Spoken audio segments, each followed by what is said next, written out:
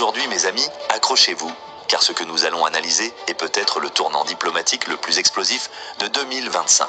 Imaginez, Vladimir Poutine, le maître du Kremlin, et Donald Trump, redevenu président des États-Unis, se retrouvent en Alaska sur une base militaire d'Anchorage. Un face-à-face symbolique, un duel politique, mais aussi un message au monde entier. Alors que la guerre en Ukraine fait toujours rage, que l'Europe tremble et que la planète entière retient son souffle, que s'est-il réellement passé derrière les portes closes de cette rencontre historique? Quels sont les messages cachés, les conséquences diplomatiques et les prochains pas qui vont décider du destin de l'Ukraine, de la Russie et de l'équilibre mondial? Restez avec moi jusqu'à la fin car vous allez découvrir les véritables enjeux que les grands médias occidentaux ne vous montrent pas. Et bien sûr, si vous êtes nouveau ici, abonnez-vous, laissez un pouce bleu, commentez et partagez cette vidéo pour que la vérité circule au maximum. Le 15 août 2025, dans la ville d'Anchorage, les projecteurs du monde entier se sont braqués sur l'Alaska. Ce sommet entre Vladimir Poutine et Donald Trump n'était pas une simple réunion, mais une confrontation entre deux visions du monde. Tout avait été orchestré pour impressionner. Le tapis rouge, la garde militaire américaine impeccable, les avions de chasse dans le ciel. Donald Trump voulait montrer qu'il maîtrisait la scène, qu'il était l'homme fort d'une Amérique revenue au centre du jeu mondial. Mais face à lui, Vladimir Poutine est resté impassible, froid, méthodique, déterminé à rappeler que la Russie, malgré toutes les sanctions, malgré l'isolement, reste une puissance incontournable. Derrière les caméras, les discussions ont été intenses, et même si aucun accord concret n'a été signé, tout indique que ce sommet pourrait bien marquer un avant et un après dans la guerre en Ukraine. Trump a répété à plusieurs reprises que l'Ukraine devait accepter de faire un accord. En d'autres termes, il a clairement fait comprendre que les États-Unis ne veulent de plus porter indéfiniment le fardeau financier et militaire de ce conflit. Depuis janvier, Washington a déjà dépensé des milliards pour soutenir Kiev et Trump, fidèle à sa logique de businessman, estime que cette guerre ne rapporte rien à l'Amérique. Ce qu'il veut, c'est un deal rapide, une solution qui porte son nom et qui lui permettra d'apparaître comme le président qui a mis fin à l'un des conflits les plus meurtriers du XXIe siècle. Poutine, de son côté, n'a rien cédé. Il a répété que la paix ne viendra que lorsque les racines profondes du conflit seront abordées. L'expansion de l'OTAN, le statut des territoires passés sous contrôle russe et la reconnaissance de ce qu'il appelle la nouvelle réalité géopolitique. Autrement dit, la Russie ne compte pas abandonner ce qu'elle a conquis. Pour lui, céder serait admettre une défaite, et cela, il ne l'acceptera jamais. Sa stratégie est claire, tenir, user l'Ukraine, diviser l'Occident, et forcer les Américains à imposer une paix qui l'avantage. Et c'est exactement ce qui semble se produire. En déclarant que l'Ukraine devait négocier, Trump a envoyé un signal qui résonne comme une victoire pour Moscou.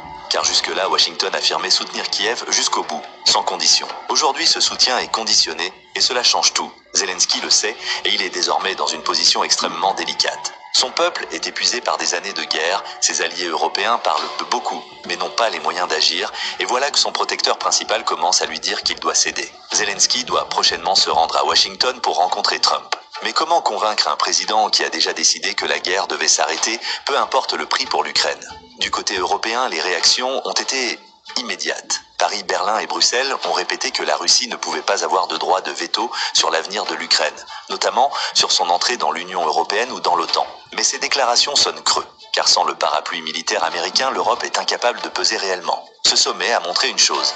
Les vraies décisions ne se prennent pas à Bruxelles ou à Berlin, mais à Washington et à Moscou. L'Europe apparaît marginalisée, réduite à commenter une partie dont elle n'est plus un acteur majeur. Aux États-Unis, ce sommet a créé des débats passionnés. Les partisans de Trump voient en lui un homme pragmatique, qui refuse de gaspiller encore des milliards dans une guerre sans fin, et qui ose parler directement à Poutine pour chercher une solution. Ils pensent que Trump sera celui qui ramènera la paix, et qu'il sera récompensé par l'histoire pour cela. Mais ses opposants l'accusent d'avoir offert une victoire symbolique à Poutine, de l'avoir réhabilité sur la scène internationale sans rien obtenir en échange. Ils dénoncent une faiblesse, une naïveté, voire une trahison des alliés de l'Amérique. Mais la vérité est que Poutine a déjà gagné quelque chose de précieux, la reconnaissance. Lui qui était décrit comme un paria, coupé du monde, Glossimer reçoit aujourd'hui les honneurs d'une rencontre avec le président des États-Unis. Aux yeux du monde, cela suffit à montrer qu'il reste un acteur central, incontournable, qu'on ne peut pas ignorer. Même sans traité, même sans signature, Poutine sort renforcé. Pendant ce temps, la guerre continue. Alors que Trump et Poutine discutaient en Alaska, des drones ukrainiens frappaient des raffineries en Russie, et l'armée russe bombardait plusieurs villes ukrainiennes.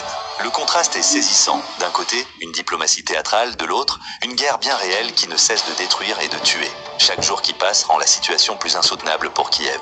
Et chaque jour qui passe rapproche la Russie de son objectif, épuiser son adversaire et l'amener à négocier dans une position de faiblesse. Alors, que va-t-il se passer? Trump a évoqué la possibilité d'un sommet à trois, réunissant lui-même Poutine et Zelensky. Mais aucune date n'a été fixée.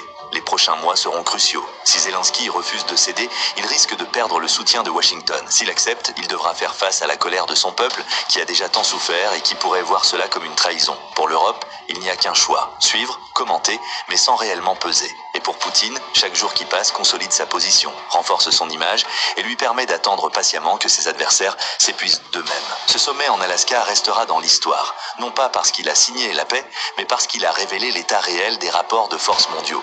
L'Amérique de Trump veut en finir rapidement. La Russie de Poutine impose ses conditions, l'Europe est réduite au rôle de spectateur et l'Ukraine, elle, est sacrifiée au milieu dans une guerre qui risque de redessiner durablement les frontières et les équilibres de notre monde. Mes amis, nous vivons un moment charnière. L'ordre mondial se redessine sous nos yeux. Ce qui s'est joué en Alaska n'est pas seulement une rencontre entre deux présidents, c'est peut-être la première pierre d'un nouvel équilibre international où l'Ukraine ne sera plus qu'une pièce sur l'échiquier entre Washington et Moscou. L'avenir est incertain, mais une chose est claire, rien ne sera plus comme avant. Merci d'avoir suivi cette vidéo jusqu'à la fin. Si vous voulez continuer à décrypter les véritables enjeux de la géopolitique mondiale, abonnez-vous à Le Rendez-vous du Savoir TV, likez, commentez et partagez cette analyse. Car ici, nous allons toujours au-delà des apparences pour comprendre ce que les médias traditionnels ne vous disent pas. À très bientôt pour une nouvelle analyse puissante.